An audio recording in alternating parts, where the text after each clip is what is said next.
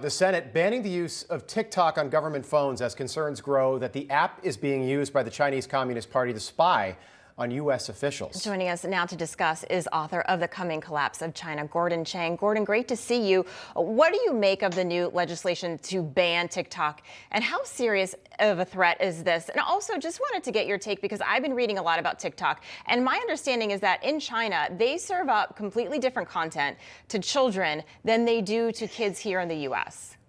Well, they certainly do. Douyin, which is the sister site run by ByteDance, is very different. And the reason is the most important thing about TikTok to Beijing is the algorithm.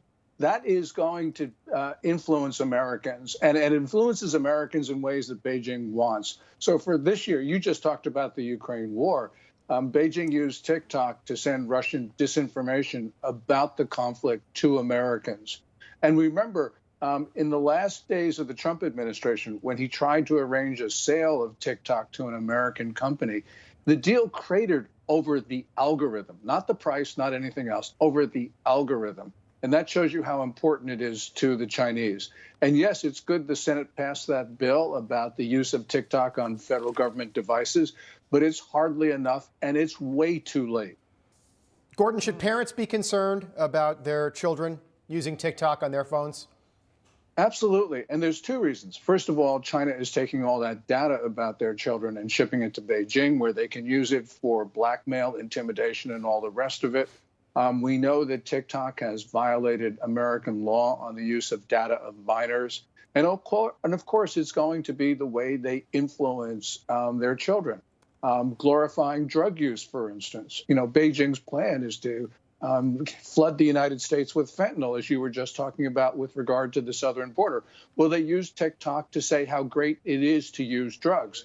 And that's a real indication that Beijing is using the device, the app, really to influence Americans in ways that undermine our society. Yeah, it's horrible. Gordon, the U.S. is taking new steps to arm Taiwan ahead of a possible Chinese invasion. Is this the right move? And how likely is a Chinese invasion? It certainly is a right move, but again, it is very late in coming. And also, we need to do a lot more to deter China, because right now, China is a mess internally. Xi Jinping has actually been much more aggressive recently with regard to the incursion into India, which was about a week old. And of course, the continuing problems in the Philippines, which are just getting worse in the South China Sea. So Xi Jinping can take us by surprise. And we need to bolster Taiwan. You know, it's going to cause Beijing to huff and puff, but it's better than having another war. Because if we have a war in Taiwan while there's a war in Ukraine, that means conflict on both ends of the Eurasian landmass that will spread to other places. This is beginning to look like the start of World War III. Wow. Gordon, less than 30 seconds off. For the first time since World War II, Japan is now building up their military, specifically increasing missile production. Pacifists no more. What do you make of that?